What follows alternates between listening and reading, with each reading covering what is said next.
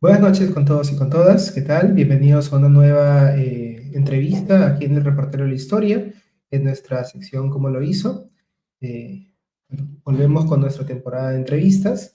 En esta oportunidad vamos a entrevistar a la doctora Natalia Sobrevilla a propósito de su libro, Los años de Castilla, 1840-1865, publicado por el Fondo Editorial del Instituto de Estudios Peruanos y que, bueno, ha tenido múltiples presentaciones ya. La última de ellas el día de ayer en la librería El Virrey, entre muchas otras. El libro ha tenido una muy buena acogida, pertenece pues a esta colección de las historias mínimas republicanas y precisamente por ello invitamos a la historiadora Natalia Sorevilla Perea para que nos comente, para poder conversar un poco acerca de este libro. ¿Qué tal? ¿Cómo está, profesora? Muy bien, muchas gracias. Muy agradecida por la invitación. Ujú. Bien, entonces vamos un poco a presentar, a presentar a la profesora y luego pasamos a una serie de preguntas con respecto al libro, ¿no? Natalia Sobrevilla, pues es doctora en Historia por la Universidad de Londres. Durante más de 10 años tuvo la cátedra de Historia Latinoamericana en la Universidad de Kent, en el Reino Unido. Fue profesora visitante en la Universidad de Yale y en la Universidad Libre de Berlín.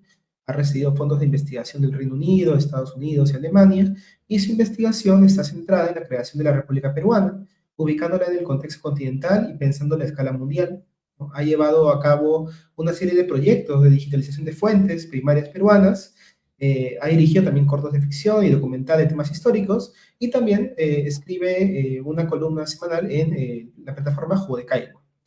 Entre sus publicaciones destacan Andrés de Santa Cruz, caudillo de los Andes, Los inicios de la República Peruana, Viendo más allá de la cueva de bandoleros, La nación subyacente, 10 ensayos para pensar la independencia peruana, y ha editado los libros Las repúblicas sudamericanas en construcción, Hacia una historia en común, y Ayacucho 1824, El fin del ciclo revolucionario.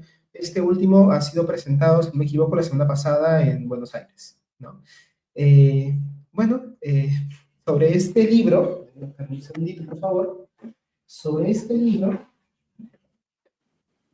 sobre este libro, Los Señores de Castilla, como mencionábamos, es eh, otro de los libros que aparece en esta colección de historias mínimas republicanas que se propone a través de recuentos de ciertos gobiernos, de ciertos presidentes, quizás que han marcado la historia de Perú, hablar no solamente de estos personajes, sino en realidad poder entender el contexto, poder entender los procesos que ocurren en aquellos años y en aquellas décadas, que han sido marcados justamente por esa serie de personajes, procesos, pues singulares, y vaya que el siglo XIX está lleno de ellos, ¿no? Entonces, me gustaría comenzar preguntando algo que nos hacemos muchos, ¿no? Nos preguntamos muchas personas, ¿quién fue Ramón Castilla?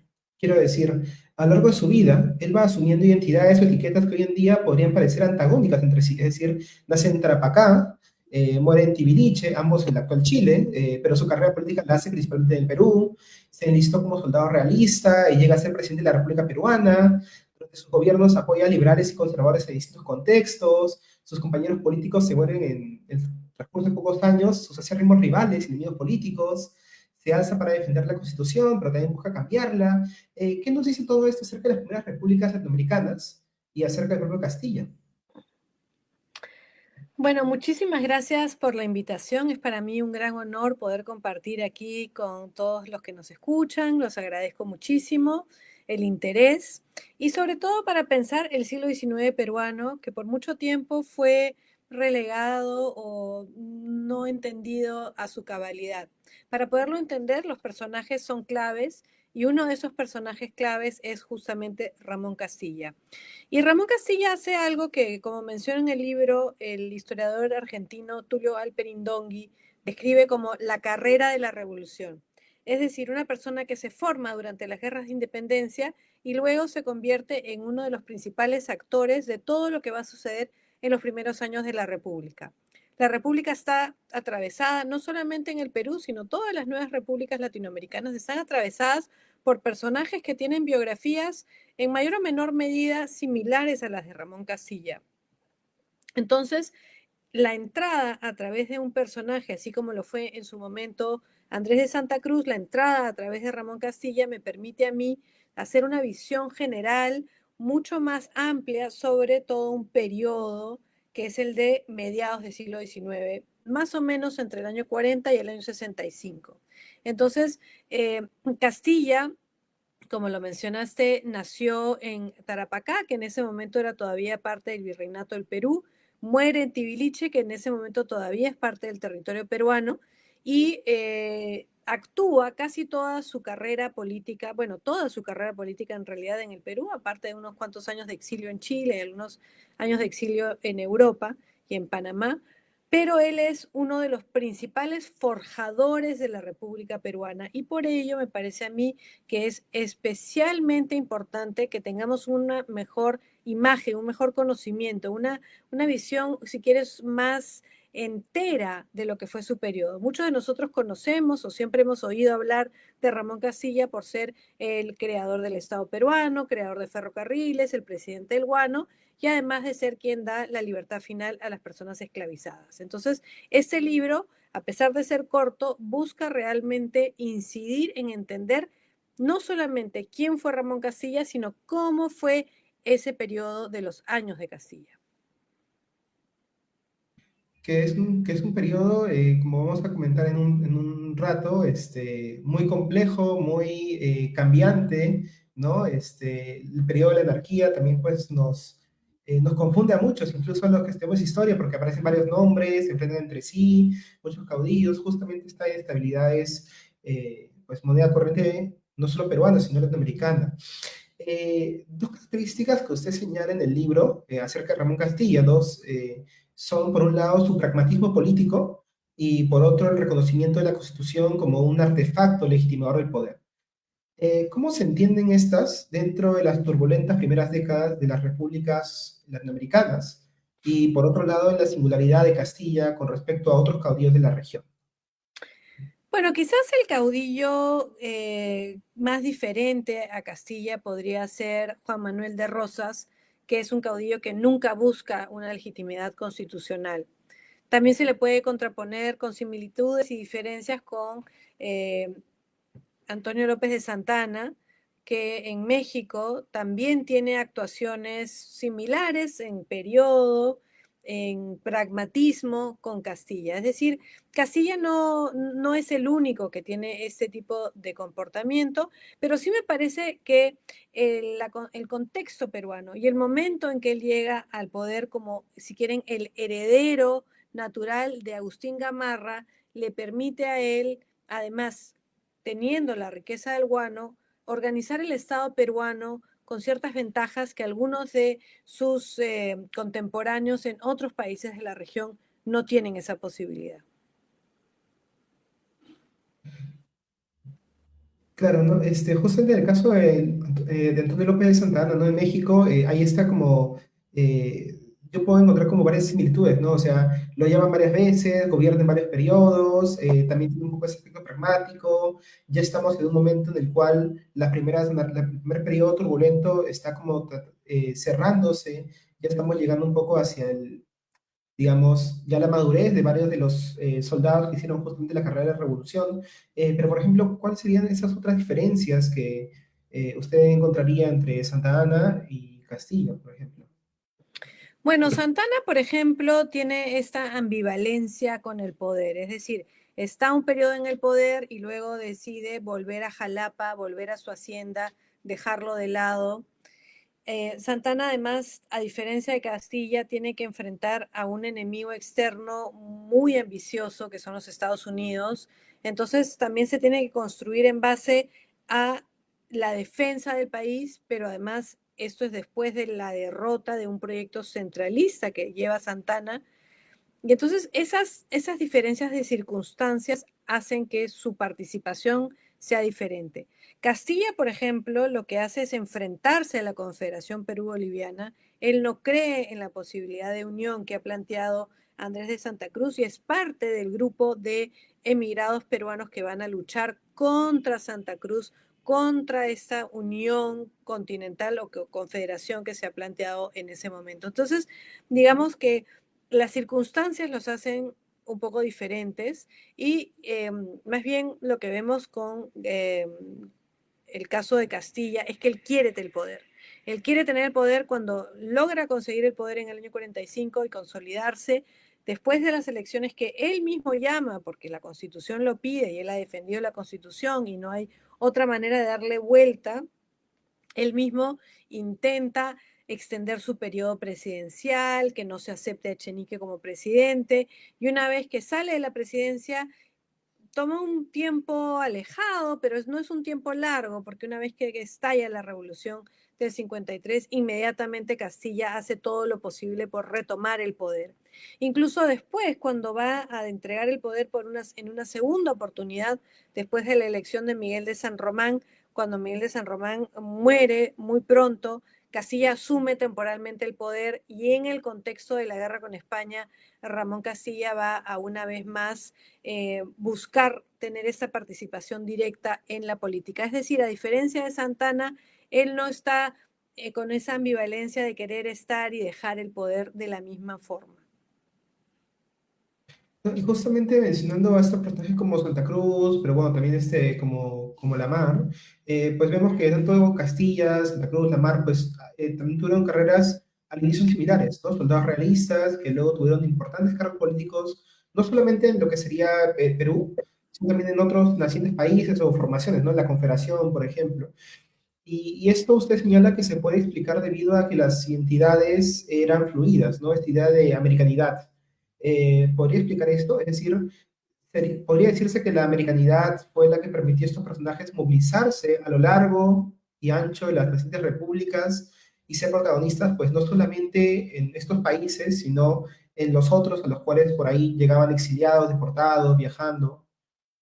Sí, lo que sucede es que nosotros ahora vemos muy claramente delineadas las naciones. Ya han pasado 200 años de esas delimitaciones con cambios y variaciones, pero nosotros tenemos una conciencia muy clara que el Perú es el Perú, que Chile es Chile, que Colombia es Colombia, Ecuador es Ecuador. Pero en el momento de las independencias lo que vemos es una monarquía que le da a todos una identidad común, la identidad de ser parte de esa monarquía hispánica. Y los procesos de independencia, y sobre esto he escrito mucho, van a ser justamente la forma, el momento, la situación que lleva a el resquebrajamiento de esta unidad y la aparición de unidades diferentes. Pero cada una de esas unidades va a tener que construir de diferentes maneras su propia identidad. Y entonces, este inicial proceso de construcción de identidad va a ser largo. Y entonces, en los primeros años y sobre todo las personas nacidas en el periodo anterior, todavía no van a tener muy en claro la diferencia que es tan grande ahora entre un país y otro. Si aún hoy compartimos tanto en cuanto a lenguaje, religión, cultura con nuestros vecinos, hace 200 años esa conexión era aún más fuerte.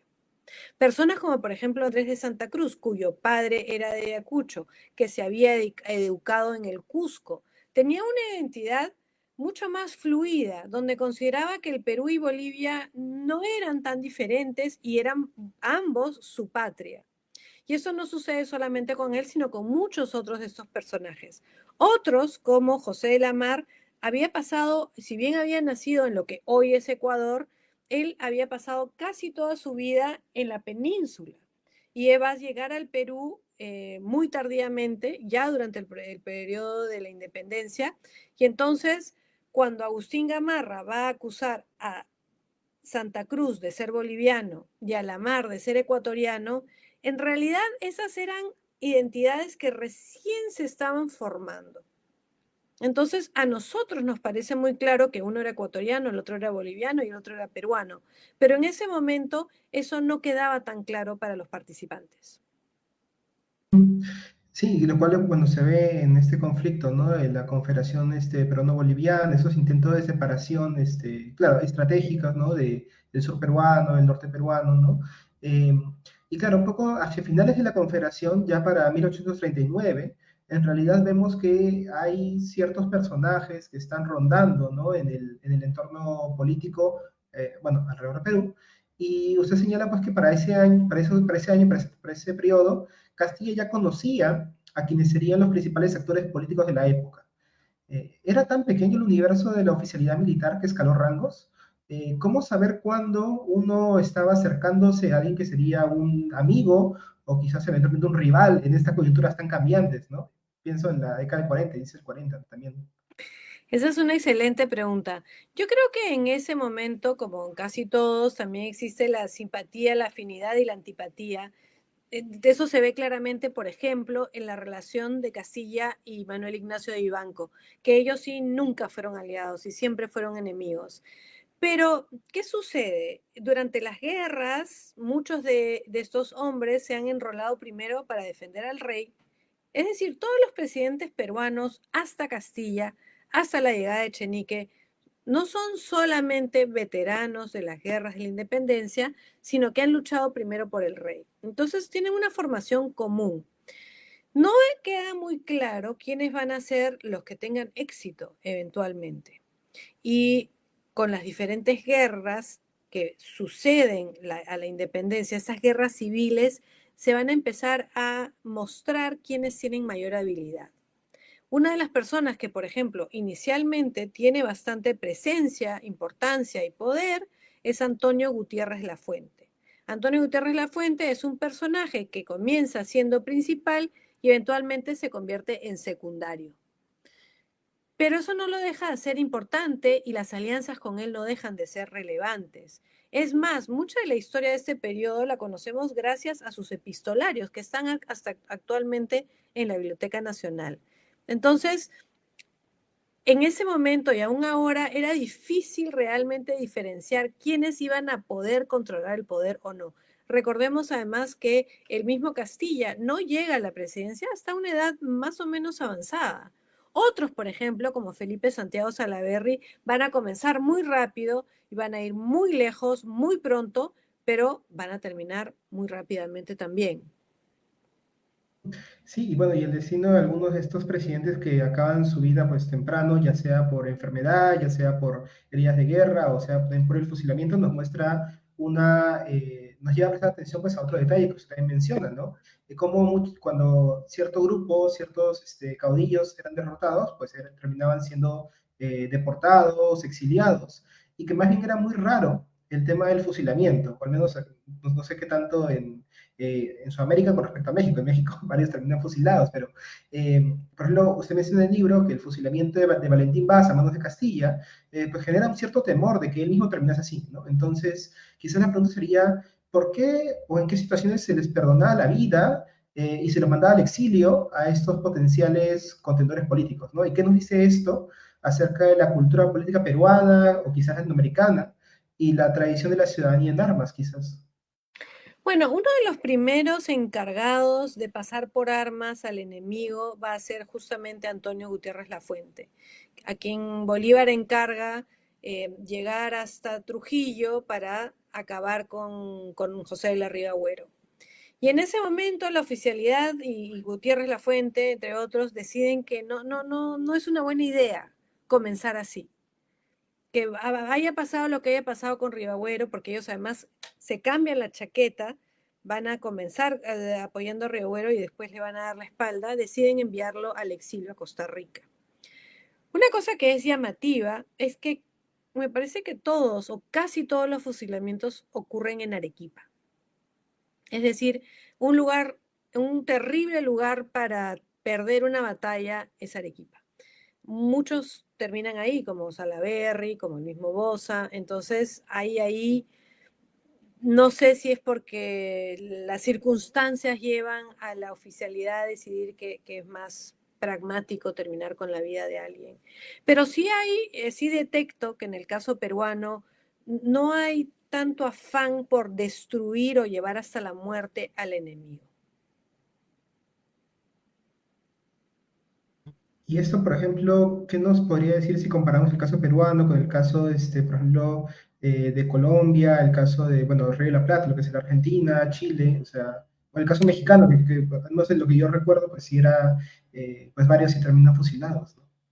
Bueno, justamente, ¿no? Si pensamos en el Río de la Plata, está Manuel Dorrego, está Lavalle, como los hombres que acompañan a Lavalle acompañan sus huesos. en el caso de Colombia también. Ahora, los exilios también son bastante comunes en todos estos lugares, pero incluso Chile, que solemos pensar en Chile como el lugar, digamos, menos conflictivo de todo este momento, ahí asesinan a Diego Portales cuando se está preparando una de las expediciones contra la Confederación. Y Diego Portales no es ni siquiera el presidente, pero la muerte de Portales termina teniendo un peso político en Chile muy, muy relevante. Entonces sí, en el caso peruano, comparado a estos otros, particularmente los casos bastante violentos de México, Colombia, incluso Venezuela, podemos ver que en el caso peruano este tipo de enfrentamiento es menor. Y volviendo, perdón, a la pregunta que me hizo sobre si todos se conocían, bueno, el ejército debía tener más o menos 3.000 hombres. Y entonces, entre esos, la oficialidad llegaría a un 10%, 30, 40, 50, 100 personas. Entonces, era un grupo muy reducido. Interesante eso, ¿no? Para poder pensar, claro, cuando pensamos en cómo era el Perú, a veces la demografía ayuda un montón, ¿no? Y ver cómo se va reduciendo y conocidos, especialmente cuando también hablamos del tema de votos, elecciones, la gente que podía votar, los modos de elección, ¿no? Que quizás podemos mencionarlo en un momento. Eh, bueno, una de las cosas que usted mencionaba y que parece curioso es que Arequipa pues tiene una cierta preponderancia, ¿no? Y claro, observamos que a lo largo del siglo XIX peruano, pero también latinoamericano, hay siempre una pugna entre lo que es la capital y algunas otras ciudades importantes que a veces pugnan, uno por cierto reconocimiento, mayor poder e influencia política, obviamente apoyadas por sus, digamos, principales figuras, ¿no? Los notables, ciertas agrupaciones económicas. Se podría decir que este primer siglo de vía republicana estuvo guiado por esa tensión entre centralismo y descentralismo, o se puede, digamos, explicar de otra manera o más, complejizar un poco más, ¿no?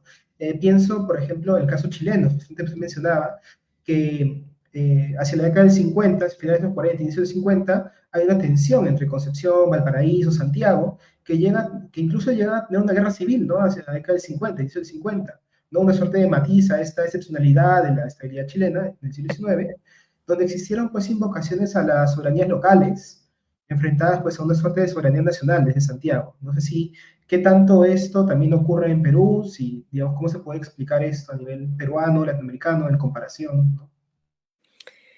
Es interesante porque Perú es probablemente el único país de su tamaño y peso demográfico en toda la región latinoamericana, pensando desde México hasta el Río de la Plata, que nunca intenta el federalismo. Los países muy grandes, como lo que luego se va a convertir Argentina, pero que es muy conflictuado hasta por lo menos la década de 1860 en el siglo XIX, y México, vamos a ver que la tensión entre centralismo y federalismo es la pulsión de los primeros años republicanos. Lo vemos particularmente en el caso de México, que lleva a la pérdida del estado de Texas cuando se intenta imponer una constitución centralista y la reacción desde una provincia es la independencia, eventualmente 10 años de independencia y luego la intervención norteamericana. Ese es, digamos, el caso más radical, ¿no? Pero vemos en Venezuela, en Colombia, que son países, si quieres, de tamaños y formas más similares al Perú, que sean tanto México o Argentina, que son mucho más grandes. Y vemos que la tensión entre federalismo y centralismo es muy clara, tanto en Colombia como en Venezuela. Pero en el caso de países más pequeños como Ecuador, Bolivia y Chile, también existe esta tensión muy grande entre centralismo y federalismo. Incluso en Chile, como lo mencionas, no solamente a mediados de siglo hay intentos desde el sur, pero a momento inicial también hay una pulsión muy fuerte por el federalismo. Pero ¿qué sucede en el Perú? Todas las constituciones y los debates constitucionales en Perú establecen desde muy pronto que el federalismo es un peligro para la disgregación del Perú. Y es decir, perder territorios ante Ecuador, Bolivia y Chile. Es decir, el Perú las élites peruanas que discuten estas constituciones desde muy pronto consideran peligroso la posibilidad de esto, del desmembramiento. Digamos que lo más cercano que se va a dar es la confederación, con una división del Perú en una república norperuana y una república surperuana añadida con Bolivia, es decir, una unidad confederal. Es posible, además, porque también se tiene la experiencia de Centroamérica, que los países se disgreguen y se separen absolutamente. Entonces, esta tensión en el Perú existe, como existe en los demás países, pero la solución que le dan las élites peruanas es más bien apostar por el centralismo con la posibilidad de crear las juntas departamentales que en algunas constituciones liberales están contempladas, como es en el caso del 28 y el 34, pero luego van a desaparecer. Entonces, esta tensión sí se vive en el Perú, pero no con la misma vehemencia que en otros lugares, porque hay una decisión política. Pero además, porque en el sur del Perú, que es el gran eje, no solamente tenemos Arequipa como una de las ciudades que pueden competir con Lima, sino también el Cusco. Y la competencia entre las dos ciudades principales del sur, Cusco y Arequipa, es muy grande. Y entonces ahí también hay una limitación de crear una posibilidad de un sur peruano que se enfrente al centro y al norte. Ujú. Que bueno, que quizás hasta el final del 19, inicio del 20, recién es que se afirma, ¿no? Ese centralismo en Lima. Así es, porque además el centralismo limeño que nosotros ahora imaginamos y proyectamos hacia el pasado no es tan imponente o importante o determinante en inicios del siglo XIX, sino a partir de la segunda mitad del siglo XIX y por supuesto en el siglo XX. Y eso también tiene que ver con la abolición del tributo, la destrucción de las cajas de recaudación fiscal en regiones que van a forzar a depender del centralismo económico de Lima y además reforzado por los ingresos del guano que están todos concentrados en Lima. Ujú. Sí, justamente un poco, ahora que mencionó el tema de la abolición de la esclavitud, ¿no? Y el tributo indígena, quería un poco preguntarle acerca de eso, ¿no? Porque, claro, además del pragmatismo y la defensa de la Constitución, a Castilla se le recuerda mucho, en el colegio siempre nos enseña, ¿no? Que entre las obras, ferrocarriles y demás, él abole la esclavitud y el tributo indígena, ¿no? Pero usted menciona en su libro que, claro, esto se da en un contexto revolucionario, en un contexto un poco de violencia, y que es una decisión pragmática dentro de todo. ¿Podría explicar un poco este proceso, así como quizás también las repercusiones de estas medidas en la vida peruana durante las décadas siguientes? Y quizás como república, como pregunta tangencial, ¿no? ¿Qué nos dice esto, estas medidas, acerca de la aceptación de las ideas liberales del Perú, liberales en el Perú hacia la década de 1850, ¿no? Lo digo porque también pensando en el impacto, la influencia de las ideas de las revoluciones del 48, acá, o sea, qué tanto pegaron o no.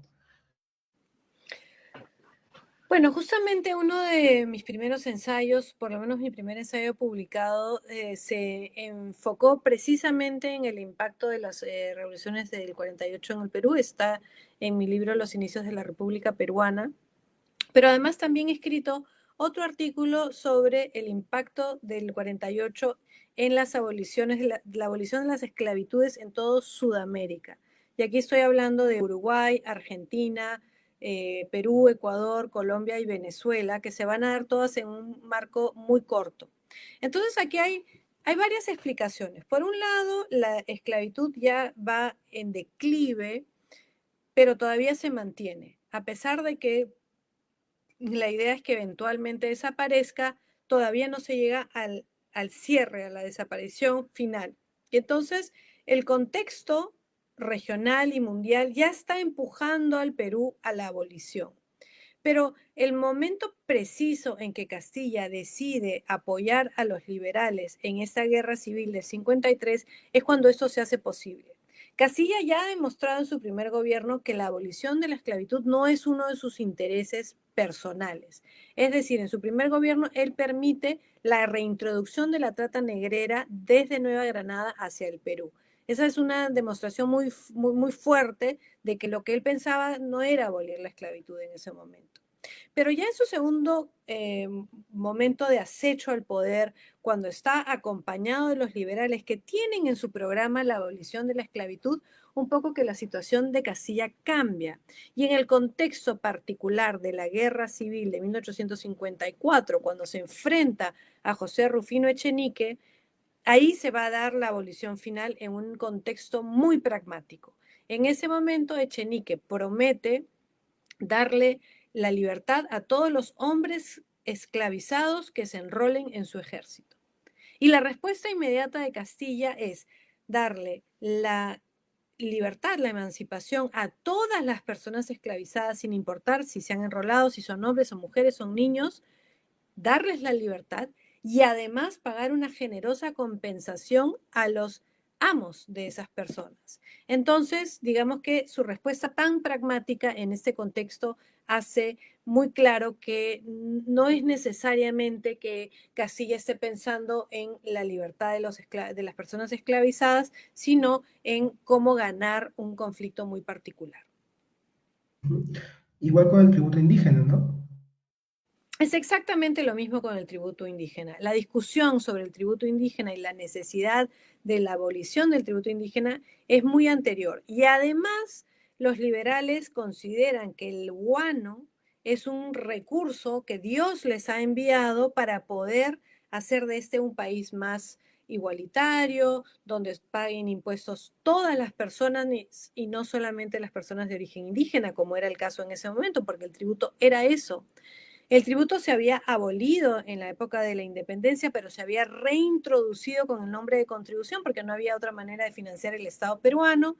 Y entonces esto va a cambiar con la llegada del guano y entonces también en el contexto de la guerra. Y ese no va a ser Castilla mismo, sino va a ser uno de los liberales que está con él, pero no en ese momento con él, que es uno de los hermanos Gálvez, Pedro Gálvez, que es uno de los liberales más importantes del momento. Él va a decretar la libertad del tributo, perdón, la abolición del tributo en Huancayo, cuando está combatiendo con otro general que es Fermín del Castillo. Y es en ese momento en que da una inicial abolición del tributo y luego va a hacer eco de esto a partir de una cuestión nacional. Perdón, ese es José Gálvez, que está con Fermín del Castillo, y su hermano Pedro Gálvez va a dar la abolición final del tributo con Castilla también en la campaña. Claro, y en cierto modo, pues estas medidas liberales, un poco acompañan a eh, digamos, las políticas de lo que luego va a ser, pues, estas discusiones en torno a la Constitución, la década del 50, la ley de la Constitución moderada y demás. ¿Cómo afectan la introducción de las ideas liberales, pues, al Perú, a la sociedad peruana, ¿no? En el caso de la abolición, pues entiendo que un poco está el tema del trabajo de los migrantes chinos, en el caso, digamos, del liberalismo con la eliminación del tributo indígena, de la contribución indígena, pues, ¿cómo cambia también eso eh, el modo de concebir un poco la sociedad, ¿no? Una sociedad moderna, liberal, del siglo XIX. Bueno, el debate en realidad comienza principalmente durante el primer gobierno de Castilla. Y el debate inicial entre liberales y conservadores va a ser muy importante también en los hermanos Gálvez contra el conservador Bartolomé Herrera y va a tener que ver con el derecho al voto. Porque desde el inicio va a haber una generosa interpretación de quién va a tener el derecho a votar en el Perú, considerando que el Estado colonial no le ha dado las herramientas de lectoescritura a la mayoría de peruanos, hombres, por supuesto, en ese momento solo votan los hombres, entonces se va a introducir una excepción temporal. Se piensa temporal mientras que la República logre educar a todos los peruanos y entonces se le permite a los analfabetos votar en las elecciones. Y hay una discusión muy importante que yo creo que es el momento en que se inicia el debate entre los liberales y los conservadores que va a ser con la decisión si es que se va a seguir extendiendo ese derecho a los analfabetos de votar. Y en esta discusión va a ser muy importante el debate entre la soberanía del pueblo, es decir, que todos los hombres voten, y la soberanía de la inteligencia, que es que solamente aquellos que están educados deben votar. Ese, si quieres, es el momento inicial del debate entre liberales y conservadores. Y claro, también hay un debate entre quienes son proteccionistas y librecambistas, que entienden el liberalismo como el libre cambio y no quieren proteger las industrias nacionales. Ese es otro debate que también está en ese momento muy importante en el Congreso. Tienes artesanos yendo al Congreso también a manifestarse. Se está hablando ya de cómo debe ser la economía peruana, cómo debe de desarrollarse. Y luego, con las elecciones de 1850, posteriores por supuesto al 48 europeo, ya el debate es mucho más amplio y tenemos ya a personas mucho más radicalizadas, tenemos a emigrados chilenos muy radicales como los hermanos Francisco y Manuel Bilbao, que van a traer las sociedades de la igualdad, que buscan abolir la esclavitud. Entonces, ya el debate se va a ir ampliando en torno a cómo debe ser esta sociedad peruana en esas elecciones de 1850-51, donde se debaten muchas ideas. Al ver que los liberales, al encontrar que ellos no son elegidos y que no tienen el poder, ellos van a decidir, bueno, las elecciones no son el camino es la revolución.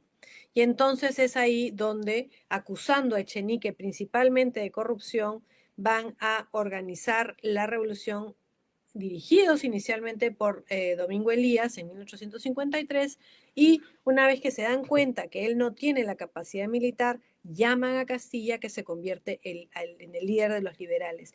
Y entonces estos debates sobre la abolición de la esclavitud, la abolición del tributo, el derecho al voto, si las elecciones deben ser indirectas o directas, van a ser debates que se van a dar entre los 40 y los 50 y luego se van a aplicar en la Constitución de 1856. Y ahí también van a haber cosas como el final de la propiedad de por vía de los trabajos, va a haber la abolición de los fueros, que es muy importante porque además no es una de esas cosas que se ha debatido por mucho tiempo, pero se pasa muy rápidamente. El fuero eclesiástico y el fuero militar eran cortes separadas para esos estamentos en la sociedad. Y los liberales consideran que debe haber una ley para todos y entonces deben desaparecer estas cortes especializadas. Y uno de los grandes movimientos en contra de la Constitución de 1856 es justamente contra los fueros.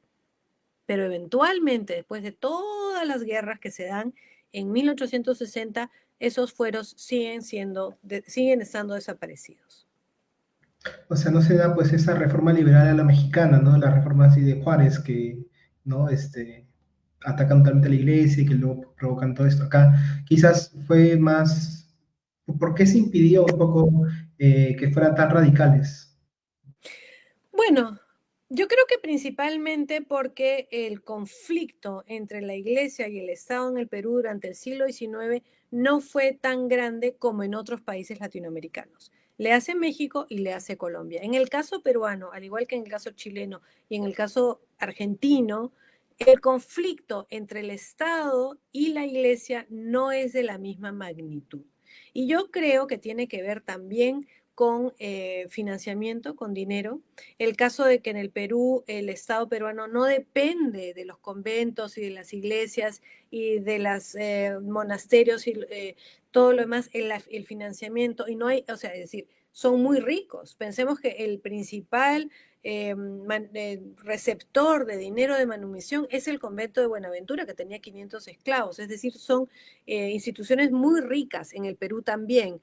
Pero dado que el Estado peruano no pasa las mismas penurias, ni que el Estado en Colombia, perdón, Nueva Granada en ese momento aún, y México, es probable, y esto es solamente una hipótesis, que esa tensión no haya sido tan grande. En el caso de Chile, por ejemplo, desde muy pronto se va a dar la desvinculación de la tierra, va a haber un cuestionamiento a los mayorazgos. Esto se va a dar también en la reforma liberal peruana en la década del 60. Eso es algo que se ha estudiado muy poco, pero yo creo que se tiene que estudiar y entender mucho más, que la reforma liberal peruana también atañe el final de las manos muertas, el final de la propiedad de las iglesias. Entonces, Yo creo que si bien el enfrentamiento no es tan grande porque la iglesia no es quizás tan poderosa o no ha habido tanta confrontación, eso no quita que los cambios de segunda mitad del siglo XIX en temas eclesiásticos, económicos, vaya a ser igualmente importante.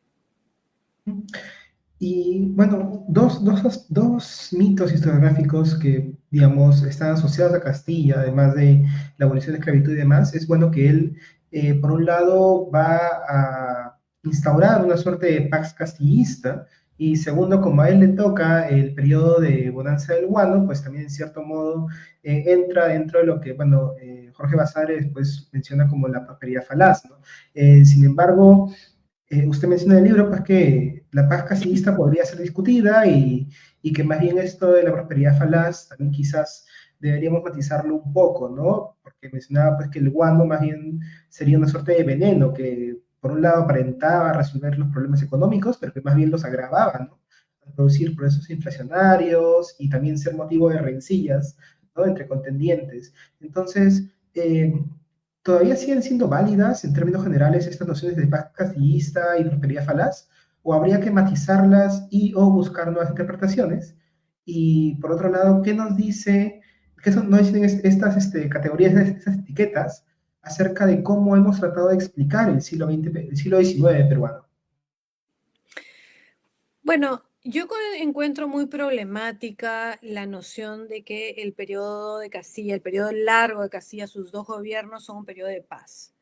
Principalmente porque, bueno, él llega al poder con una revolución y luego su primer gobierno, comparativamente con lo que viene antes con la anarquía, por supuesto que es más pacífico, pero no creo tampoco que sea un momento así de paz octaviana donde realmente podamos decir que no sucede nada. Pero principalmente porque Castilla mismo es uno de los agentes de revolución a partir del 53-54 en adelante y que se enfrenta constantemente a revoluciones en el 56, durante esta revolución de Arequipa que va a tener casi todo el país revolucionado en una guerra civil que se termina convirtiendo, me parece muy difícil imaginarme que eso se puede denominar como paz. Él luego está enfrentando a Ecuador, está realmente movilizando tropas constantemente. Entonces, a mí me parece que es mucho más un presidente guerrero o un presidente en guerra que un presidente de paz. Hay una idea que los recursos compran la paz y hasta cierto punto Castilla en su primer gobierno logra cooptar a muchos de los militares que han estado eternamente levantándose, pero no logra terminar con todo eso, como se ve muy claramente en la década de los 50. Y más allá, el periodo que continúa va a ser también tremendamente convulso en la década del 60. Entonces, el tema de la paz castillista para mí es un poco, estamos deseando ver algo o atribuyendo características que no son, que no se condicen realmente con el periodo extenso de Castilla. Si se quiere ser muy puntillista y decir, bueno, no hubo guerra entre tal y tal año, bueno, sí, durante el primer gobierno de Castilla no hubo guerra entre el 45 y el 53. Sí, quizás en esos años podemos hablar de una paz relativa, pero no me parece que el concepto sirva para entender realmente los años de Castilla. En cuanto a la prosperidad falaz, yo considero que más que falaz, porque a mí falaz me parece como algo que no pasó, es decir, una prosperidad que no se dio, a mí me parece que mucho más útil para describir este momento es una prosperidad desigual, donde unos ganadores ganan mucho y algunos perdedores pierden mucho y se van a en realidad enraizar más aún las diferencias sociales, las diferencias de clase y las diferencias económicas en este periodo. Y además que si bien el guano sube de pronto y cae de pronto y luego hay la gran crisis de la Guerra del Pacífico, tenemos también la reconstrucción nacional, donde muchos de aquellos capitalistas que han logrado hacerse de fondos durante los años del guano van a salir realmente beneficiados. Entonces creo que ahí, digamos, en el caso de la paz castillista habría que, digamos, ver otra cosa. En el caso de la prosperidad falaz, quizás habría que matizarlo, ¿no? Dentro de lo, Ok. Bueno, quizás una última pregunta para ya ir cerrando sería quizás preguntarnos acerca también de su experiencia, bueno, buscando la información en los archivos, ¿no? Uno, por un lado, ¿cómo trabaja usted en los archivos? Y quizás esta pregunta podría dar paso también a una reflexión acerca de la situación actual de los archivos, la importancia de los archivos para la investigación histórica y, bueno, la salvaguardia, ¿no? Que hoy en día afronta, pues, el AGN, pues, en estas circunstancias, ¿no? A mí me dicen y me preguntan muchas veces cómo hago para escribir tantos libros y yo digo que más bien es que tardo mucho en escribirlos. La investigación para este libro de Castilla la hice hace más de 20 años cuando estaba haciendo mi investigación doctoral.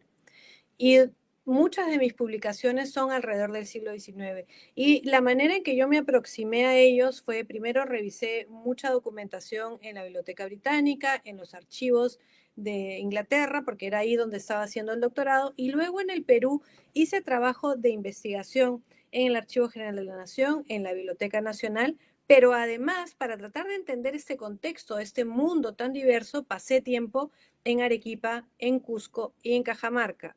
Y entonces, mi idea siempre fue que para poder entender este periodo tan convulso tenía que salir de Lima para entender también lo que sucedía en las regiones. Luego también hice investigación en Washington, estuve en la Universidad de Yale durante 3 años, entonces todo este trabajo lo he ido construyendo de a pocos. Luego tuve un financiamiento de la Biblioteca Británica para trabajar con prensa en diferentes regiones del Perú, que ahora está digitalizada y acceso libre a todo quien quiera verlo. Porque considero que para poder tener una visión amplia es necesario abrir la lente mucho, muy grande. Y luego hacer búsquedas bastante precisas en ciertos años. Mi tesis doctoral fue entre una historia política de la cultura política entre 1840 y 1860. Esos son los años en que yo me especialicé al hacer mi doctorado y luego fui retrocediendo. Y entonces también he ido avanzando y mi manera, bueno, como todos los historiadores, es también acumulativa. Yo llevo muchos años haciendo esto, entonces a la hora de escribir esta historia de Castilla, yo puedo recurrir a años y años de trabajo de archivo. A mí, cuando hacía el trabajo doctoral, lo que hacía era tomar notas y yo he vuelto a notas manuscritas para hacer este trabajo. El libro tiene también algunos recuadros de los recuadros los he tomado directamente de las notas de archivo. Ahora, por supuesto, casi todo el mundo trabaja fotografiando, trabaja mirando archivos digitales, que también son muy útiles e importantes, pero es necesario tener un registro de qué es lo que estamos viendo, una organización del material. La otra cosa es que cuando yo comencé a hacer mi trabajo doctoral, muchas veces me dijeron, bueno, pero no hay suficientes archivos para el siglo XIX. Y yo más bien diría que es todo lo contrario. Hay muchísimos archivos para el siglo XIX, pero están muy mal organizados. Y entonces parte del trabajo del historiador, historiadora, es pasar tiempo en los archivos, entender qué cosa es lo que hay ahí y entrar un poco con la mirada abierta a ver qué cosa se encuentra, a ver cómo se encuentra la punta de la madeja. Eso sobre mi trabajo, mi práctica en trabajar en archivos y en diferentes bibliotecas. Sobre lo que está sucediendo actualmente en el Archivo General de la Nación es realmente apocalíptico. Estamos ante una posibilidad de perder documentos que nunca más vamos a volver a tener. Tenemos además el riesgo de que terminen en diferentes repositorios y nadie sepa qué hay dónde. Y entonces a mí me parece que el riesgo en el que está en este momento la situación de los archivos peruanos es grandísima. Y esperemos pues que ese traslado que se está haciendo, el lugar donde supuestamente se iba a colocar, el tema del financiamiento que justamente usted mencionaba en su última columna, ¿no? A partir de esta pregunta que se le hace al ministro de Cultura. Bueno, supuestamente estamos esperando una sede, ¿no? Una sede del Archivo General, una sede que esté, digamos, que cumpla con las condiciones adecuadas y sin embargo no lo tenemos, ¿no? Supuestamente pues es la última rueda del coche. A Y comparación de lo que, Argentina, no te mencionó, ¿no? así es, y lo que es más triste es que uno puede ver experiencias en los países vecinos, Argentina, Bolivia, que han logrado hacer nuevos archivos Incluso en regiones del Perú hay archivos que en este momento son mejores que el Archivo General de la Nación, y eso a mí me parece realmente trágico. Llevamos años pidiendo un nuevo local para el Archivo General de la Nación y estamos ante esta situación. Se nos prometió, la señora presidenta dijo el 28 de julio, no de este año, sino del año anterior, que nos iba a dar el dinero, dio 50 millones, pero ese dinero no se puede ejecutar porque no se tiene el dinero completo. Entonces nos vemos una vez más relegados a que no se haga nada. Bueno, con esa advertencia, algo así, llamaba atención al cuidado de los archivos y también, bueno, presentando acerca de cómo el trabajo en archivo precisamente permite la elaboración de libros como estos. Agradecemos mucho la participación de la profesora Natalia Sobrevilla, justamente comentando el libro Los sueños de Castilla, 1840-1865. Bueno, esperamos que a nuestro público le haya gustado la entrevista, los comentarios, y que bueno, que ese libro en realidad, al ser de difusión, pues también pueda llegar a los profesores y estudiantes interesados para poder seguir discutiendo, ¿no? Este siglo XIX que, como usted dice, pues hay mucho, mucho por hacer, hay mucho archivo, no es que no haya, es que hay, pero quizás toca también contribuir, ¿no? Con la organización, con la ubicación y ojalá que no se pierdan algunos documentos que nos pueden servir para elaborar trabajos como estos y muchos otros que seguramente van a estar revisitando y repensando el siglo XIX peruano, muy importante para pensar nuestra historia. Unas últimas palabras, profesora. Sí, bueno, muchísimas gracias, Luis, por todo, por la invitación y por todo lo demás, pero sobre todo para animar a todas las personas que están interesadas en la historia a que se aproximen no solamente a los libros, sino también a los archivos. Los archivos son de todos nosotros y tenemos el derecho a acceder a ellos y también el deber de cuidarlos. Yo creo que si bien la situación es muy terrible, todos los ciudadanos y ciudadanas tenemos la posibilidad de demandar de nuestras autoridades que nos escuchen. Entonces yo exhortaría a todos ustedes a que nos acompañen en la defensa del Archivo General de la Nación, porque realmente tenemos todos que pedir y repetir una y otra vez que necesitamos una nueva sede para el archivo ya. Listo, bueno, muchísimas gracias a usted, muchísimas gracias a nuestro público. Nos estamos encontrando en una próxima entrevista aquí en el Reportero de la Historia. Estén atentos a nuestras redes. La reseña también del libro la encuentran en nuestra página web, en las distintas publicaciones que tenemos. Y bueno, hasta una próxima oportunidad. Muchas gracias con todos. Muchas gracias.